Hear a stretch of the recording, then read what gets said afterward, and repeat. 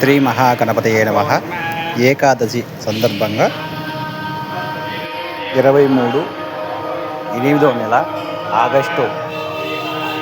ఏకాదశి సందర్భంగా సాయంకాలం ప్రదోష వేళలో రామలింగేశ్వర స్వామి క్షీరాభిషేకం, తదుపరి స్వామివారికి కర్పూర హారతి, అన్నాభిషేకం, పుత్ర ఏకాదశి అంటారు దీన్ని. ఈ ఏకాదశి పర్వదినాన ప్రతి ఒక్క మనిషి మానవ జన్మ ఎత్తిన తర్వాత శివానుగ్రహం మనకి కలగాలి, శివసేవ, శివభక్తులకు విజ్ఞప్తి ఏమనగా స్వామివారికి ఏకాదశి దినాన కానీ, త్రయోదశి కానీ, లేదా మాస శివరాత్రి కానీ, పౌర్ణమి కానీ ఈ సమయంలో కనీసం వీలైనంత వరకు స్వామివారికి అన్నాభిషేకం చేసే అన్నాభిషేకం ఫలితం,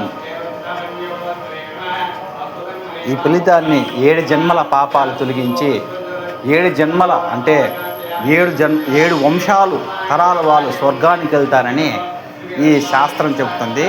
వీలైనంత వరకు శివ ఆలయంలో కానీ ఇంట్లో శివుడు ఉన్నా కూడా శేష అన్నాభిషేకం లేదా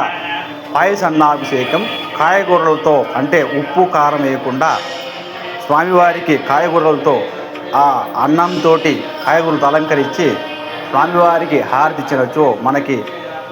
ఈ సమయంలో ప్రదోష వేళలో శివపార్వతులు స్వయంగా మన భూలోకానికి వచ్చి శ్రీశైల మల్లికార్జున స్వామి సన్నిధానంలో ఆ స్వామివారు ప్రదోష వేళలో ఈ ప్రదోష సమయంలో స్వామివారికి దివ్యమైన సూర్యాస్తమయ సమయంలో ఆ ఎర్రని సూర్యుడు, పార్వతీ పరమేశ్వరుడు ఈ భూలోకంలో నడుస్తుండగా స్వయంగా పరమేశ్వరుడు ఈ భూలోకంలో నడుస్తున్నారని శాస్త్రం శివపురాణం చెప్తుంది. కనుక ప్రదోష వేళలో మీకు తోచినంత వరకు కనీసం మీ చేతిలో 2 మెతుకులైన శివాన్నాభిషేకం చేసినతో తప్పక ధన, కనక, వస్తు, వాహన, ఈ ఏదైనా ఆరోగ్య సమస్య కానీ ఇలాంటి సమస్యలున్నా కూడా పరమేశ్వరుడు అనుగ్రహిస్తారని స్వామివారికి మనం ఇష్టంతో స్వామివారి అన్నాభిషేకం ఇంట్లోనే పర్వాలేదు.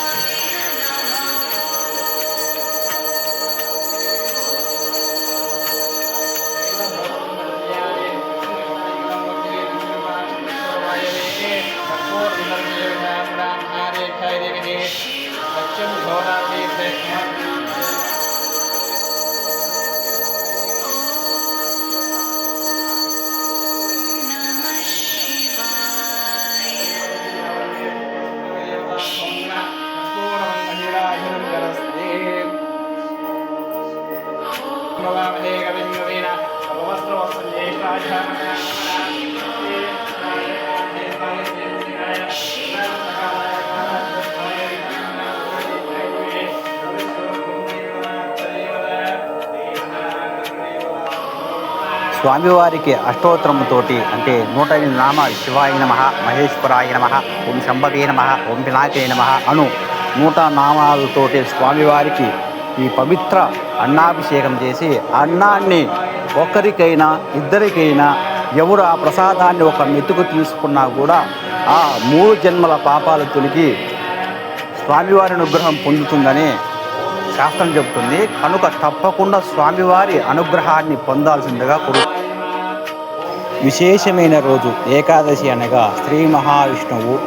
సాక్షాత్తు పార్వతీ పరమేశ్వరులు ప్రదోష వేళలో శ్రీ మహావిష్ణువు ఏకాదశి, ప్రతి ఏకాదశి పౌర్ణమి ముందు వచ్చే ఏకాదశి పర్వదినాన స్వామివారికి ఈ పవిత్రమైన అన్నాభిషేకం చేసి ఈ అన్నాన్ని ఒక్కరికైనా ఇద్దరికైనా మనకు తోచిన వరకు ఈ ప్రసాదం రూపంలో తీసుకున్న ఆ 3 జన్మల పాపాలు తొలగి శివానుగ్రహం పొందిననే శివశాస్త్రం అంటే శివపురాణంలో చెబుతున్నారు. కనుక వీలైనంత వరకు ఏకాదశి, పౌర్ణమి, త్రయోదశి, మాఘ శివరాత్రి ఈ సమయంలో స్వామివారి ప్రదోష వేళలో ప్రత్యేక పూజ కైంకర్యం చేసి స్వామివారి అనుగ్రహాన్ని పొందాల్సిందిగా కోరుతున్నాం. ఓం నమః శివాయ.